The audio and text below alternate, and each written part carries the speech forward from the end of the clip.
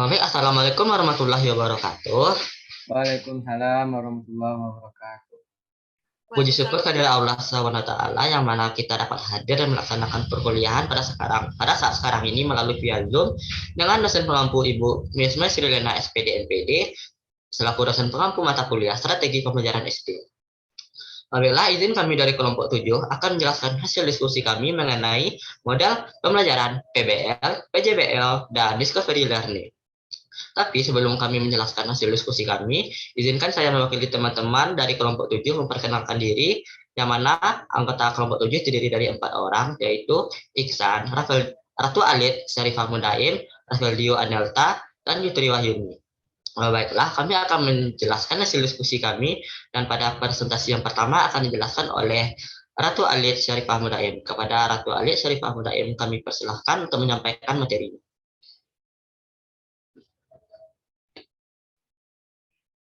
Baik, terima kasih kepada moderator. Di sini saya akan menyampaikan materi pertama yaitu model pembelajaran PBL atau Problem Based Learning. Problem Based Learning atau PBL adalah suatu model pembelajaran yang didasarkan pada prinsip menggunakan masalah sebagai titik awal, akuisisi, dan integrasi pengetahuan baru.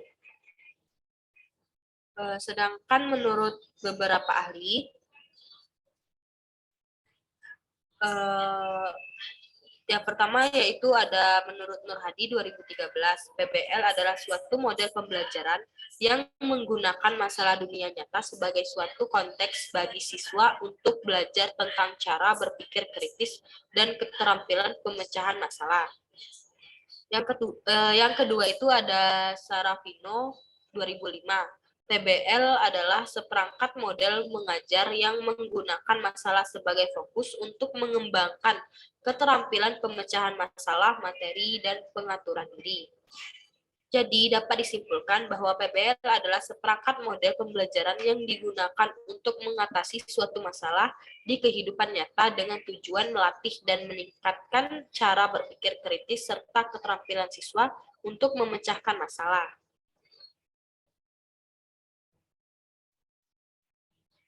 Yang kedua itu ada karakteristik PBL. Menurut Rusman 2013, PBL memiliki karakteristik yaitu sebagai berikut. Yang pertama itu ada permasalahan menjadi starting point. Yang kedua itu permasalahan tidak terstruktur. Yang ketiga ada permasalahan menggunakan perspektif ganda. Yang keempat ada permasalahan membutuhkan identifikasi dalam belajar. Yang kelima belajar mengarahkan diri menjadi hal utama. Yang keenam, menggunakan proses yang efisien dalam PBL. Yang ketujuh, belajar adalah kolaboratif, komunikasi, dan kooperatif. Yang kedelapan, yaitu pengembangan keterampilan inquiry. Yang kesembilan itu ada keterbukaan proses dalam PBL. Dan yang ke-10 ada melibatkan evaluasi dan review pengalaman siswa.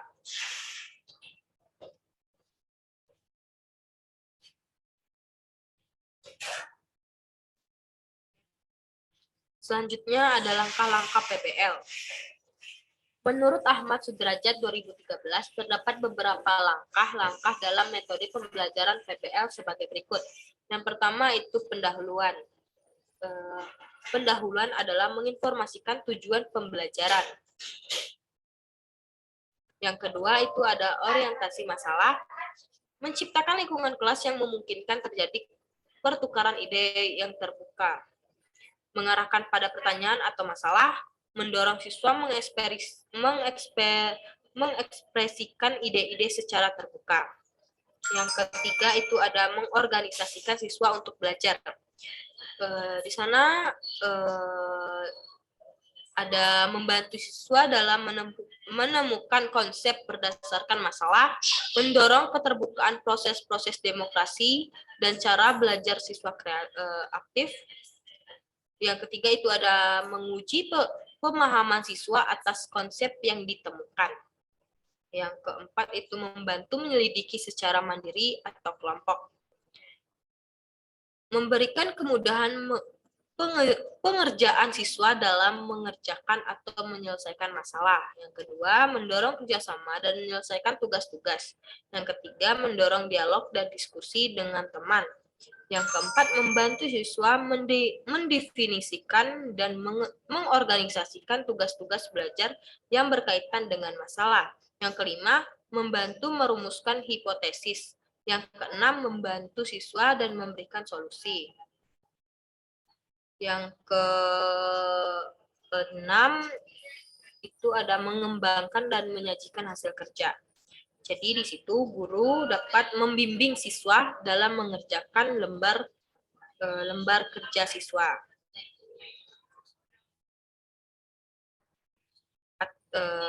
Atau LKS.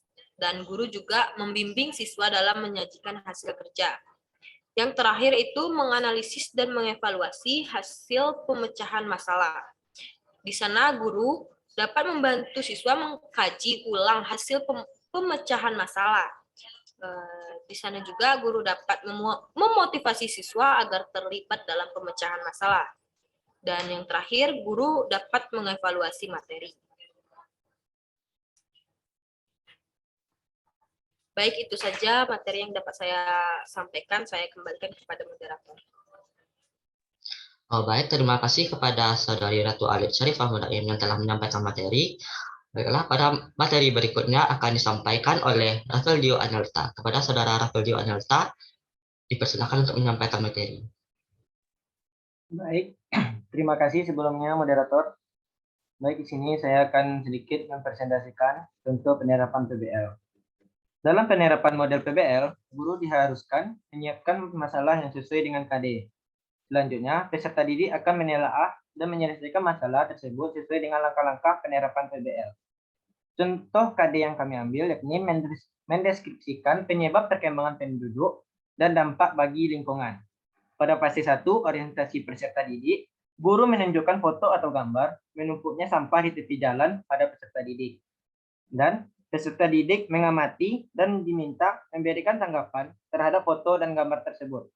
Fase kedua, mengorganisasikan peserta didik dalam belajar. Guru membantu mengorganisasikan masalah yang akan dicari penyelesaiannya, sedangkan peserta didik diberi tugas untuk menggali informasi melalui video pembelajaran secara berkelompok. Pada fase ketiga, membantu menyelidiki secara mandiri atau kelompok. Peserta didik mengumpulkan informasi untuk membangun ide dalam memecahkan masalah tentang penyebab perkembangan penduduk terhadap lingkungan. Sedangkan guru membimbing penyelidikan dengan membagikan lembar kerja untuk diselidiki oleh peserta didik. Pada fase 4, mengembangkan dan menyajikan hasil kerja. Peserta didik mencatat dan mengolah hasil penyelidikan data dan menjawab pertanyaan pada lembar kerja serta mampu dalam mengolah data. Pada fase kelima, menganalisis dan mengevaluasi hasil pemecahan masalah. Pada fase ini, peserta didik dan guru mengevaluasi dan menganalisis hasil dari penyelidikan tentang dampak perkembangan penduduk terhadap lingkungan, serta menarik kesimpulan dari permasalahan tersebut. Selanjutnya, materi mengenai model pembelajaran PJBL. Menurut Grant 2002, PJBL merupakan model pembelajaran yang berpusat pada suatu investigasi yang mendalam terhadap suatu topik. Sedangkan menurut Madewena, PJBL adalah model pembelajaran yang memberikan kesempatan kepada pendidik untuk mengelola pembelajaran di kelas dengan melibatkan kerja proyek. Jadi dapat disimpulkan bahwa PJBL adalah model pembelajaran yang memberikan kesempatan kepada pendidik untuk mengelola pembelajaran dengan melibatkan kerja proyek yang berpusat pada dalam menyelidiki suatu topik pembelajaran. Selanjutnya, karakteristik PJBL. Pada umumnya, karakteristik PJBL terdiri atas 3, yakni masalah dunia nyata, proyek pilihan siswa, dan tujuan proyek. Namun menurut Global Schoolnet pada tahun 2000 dalam Nur Rahman melaporkan hasil penelitian tentang hasil karakteristik dari proyek based learning, yakni yang pertama, peserta didik membuat keputusan tentang sebuah kerangka kerja Yang kedua, adanya permasalahan atau tantangan yang diajukan kepada peserta didik. Yang ketiga, peserta didik mendesain proses untuk menentukan solusi atas permasalahan atau tantangan yang diajukan. Yang keempat, peserta didik secara kolaboratif bertanggung jawab untuk mengakses dan mengelola informasi untuk memecahkan permasalahan. Yang kelima, proses evaluasi dijalankan secara kontinu. Yang keenam, peserta didik secara berkala melakukan refleksi atas aktivitas yang sudah dijalankan. Yang ketujuh, produk akhir aktivitas belajar akan dievaluasi secara kualitatif. Dan yang terakhir, situasi pembelajaran sangat toleran terhadap kesalahan dan perubahan. Sekian dari saya kembalikan ke moderator.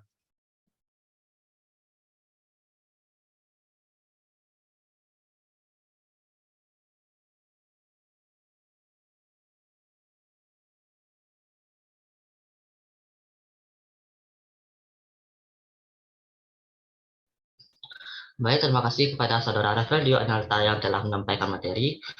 Pada penyampaian materi selanjutnya akan disampaikan oleh Saudari Yutri Wahyuni. Pada Saudari Yutri Wahyuni dipersilakan untuk menyampaikan materi. Baiklah, terima kasih kepada moderator. Saya akan menjelaskan tentang langkah-langkah dan contoh penerapan PJBL. Ada 6. Yang pertama, pengenalan masalah. Pembelajaran dimulai dengan pertanyaan esensial, yaitu pertanyaan yang dapat memberi penugasan siswa dalam melakukan suatu aktivitas, disusun dengan mengambil topik yang sesuai dengan realitas dunia nyata, dan dimulai dengan sebuah investigasi mendalam. Yang kedua, merencanakan desain proyek. Perencanaan dilakukan secara kolaboratif antara guru dan siswa. Dengan demikian, siswa diharapkan akan merasa memiliki atas proyek tersebut. Perencanaan berisi tentang aturan main, pemilihan kegiatan yang dapat mendukung dan menjawab pertanyaan penting, dengan cara mengintegrasikan berbagai materi yang memungkinkan, serta mengetahui alat dan bahan yang dapat diakses untuk membantu penyelesaian proyek. Yang ketiga, menyusun jadwal proyek. Guru dan siswa secara kolaboratif menyusun jadwal kegiatan dalam menyelesaikan proyek. Aktivitas pada tahap ini antara lain membuat jadwal untuk menyelesaikan proyek, menentukan waktu akhir penyelesaian proyek, membawa siswa agar merencanakan cara yang baru, membimbing siswa ketika mereka membuat cara yang tidak berhubungan dengan proyek, dan meminta siswa untuk membuat penjelasan tentang cara pemilihan waktu. Yang kelima ada menguji hasil atau presentasi proyek. Penilaian dilakukan untuk membantu guru dalam mengukur tercapaian standar kompetensi, berperan dalam mengevaluasi kemajuan masing-masing siswa, memberi umpan balik tentang tingkat pemahaman yang sudah dicapai siswa, membantu guru dalam menyusun strategi pembelajaran berikutnya. Yang keenam ada evaluasi dan refleksi. Pada akhir proses pembelajaran, guru dan siswa melakukan refleksi terhadap kegiatan dan hasil proyek yang sudah dijalankan. Proses refleksi dilakukan baik secara perasaan dan pengalamannya selama menyelesaikan proyek. Guru dan siswa mengembangkan diskusi dalam rangka memperbaiki kinerja selama proses pembelajaran, sehingga pada akhirnya ditemukan suatu temuan baru untuk menjawab permasalahan yang diajukan pada tahap pertama pembelajaran.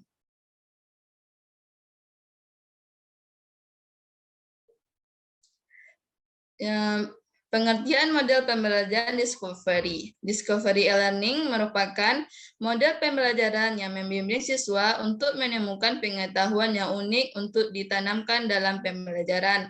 Menurut Hanifah, 2012 menyatakan bahwa model pembelajaran discovery adalah seperangkat kegiatan pembelajaran memaksimalkan kemampuan setiap siswa untuk mengeksplorasi dan menyelidiki secara sistematis, kritis, dan logis.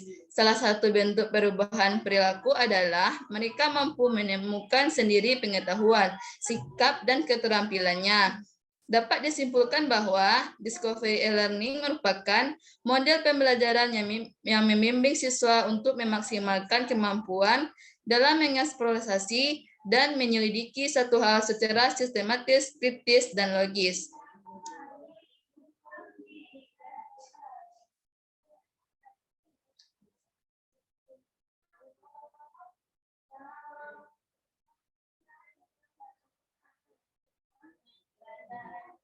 Sekian yang dapat saya sampaikan, saya kembalikan kepada moderator.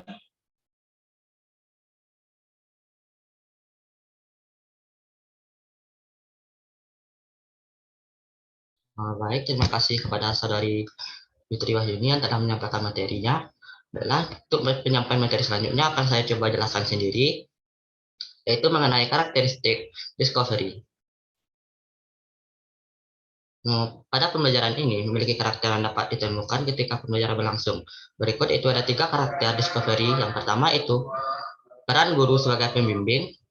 Yang kedua itu peserta didik dapat belajar secara aktif sebagai seorang ilmuwan. Yang ketiga itu bahan ajaran disajikan dalam bentuk informasi dan peserta didik melakukan kegiatan menghimpun, membandingkan, mengkategorikan, menganalisis, serta membuat kesimpulan. Slide selanjutnya. Langkah-langkah pada materi selanjutnya itu langkah-langkah dan contoh penerapan discovery. Nah, yaitu ada 6. Yang pertama itu ada stimulasi, identifikasi masalah, pengumpulan data, pengolahan data, pembuktian, dan kesimpulan. Yang pertama saya akan mencoba menjelaskan langkah-langkahnya terlebih dahulu. Yang mana yang pertama itu stimulasi. Pada stimulasi yaitu untuk memulai tahap ini dapat dilakukan dengan beberapa langkah pertama, seperti memulai kegiatan proses belajar mengajar dengan mengajukan pertanyaan, anjuran membaca buku, dan aktivitas belajar lainnya yang mengarah pada persiapan pemecahan masalah. Yang kedua itu ada identifikasi masalah. Setelah langkah pertama berhasil dilewati, maka dilanjutkan dengan memberikan kesempatan kepada siswa untuk mengidentifikasi sebanyak mungkin agenda masalah yang memiliki kaitan erat dengan bahan pelajaran. Setelah itu, salah satunya ditunjuk dan dirumuskan dalam bentuk hipotesis atau jawaban sementara atas pertanyaan masalah. Yang ketiga yaitu ada pengumpulan data. Apabila dirumuskan dari hipotesis masalah sudah ada, maka para siswa dapat diberikan kesempatan untuk mengumpulkan informasi sebanyak-banyaknya yang relevan untuk membuktikan benar atau tidaknya hipotesis. Yang keempat itu ada pengolahan data. Jika data sudah dihimpun, maka kegiatan selanjutnya adalah memasukkan dalam bank data untuk diolah dan dilakukan validasi dengan wawancara, observasi, baru kemudian ada tafsiran berdasarkan temuan data tersebut. Yang kelima itu ada pembuktian. Hasil tafsir dari data yang sudah dianggap valid harus dilakukan pemeriksaan secara cermat. Ini dilakukan untuk membuktikan benar atau tidaknya hipotesis dihubungkan dengan proses hasil data. Yang terakhir itu ada kesimpulan. Setelah hasil pembuktian pengolahan data di atas, maka dapat ditarik kesimpulan yang dapat dijadikan prinsip umum dan berlaku untuk semua kejadian atau masalah yang sama dengan memperhatikan hasil verifikasi. Dan pada contoh penerapan discovery, yaitu yang pertama stimulasi. Yaitu contohnya itu guru memberikan motivasi atau rangsangan terhadap peserta didik untuk memusatkan perhatian pada topik kelistrikan pada saraf dengan cara memukul sikut ke meja. Yang kedua itu ada identifikasi masalah. Guru meminta peserta didik mengidentifikasi tentang masalah kelistrikan pada saraf melalui hipotesis dari jawaban atas pertanyaan yang mereka rumuskan. Yang ketiga itu ada pengumpulan data. Peserta didik dapat mengumpulkan informasi yang relevan untuk membuktikan hipotesis sementara yang telah dirumuskan. Yang keempat itu ada pengolahan data. Peserta didik mendiskusikan secara kelompok hasil pengumpulan informasi dan hasil hipotesis sementara. Yang kelima itu ada pembuktian. Peserta didik membuktikan kebenaran hipotesisnya dengan cara memeriksa dengan cermat rumusan hipotesis serta mencocokkan rumusan hipotesis dengan informasi yang berhasil ditemukan. Yang terakhir itu ada kesimpulan. Peserta didik menyimpulkan hasil pengumpulan informasi dan diskusi pada pembelajaran tersebut.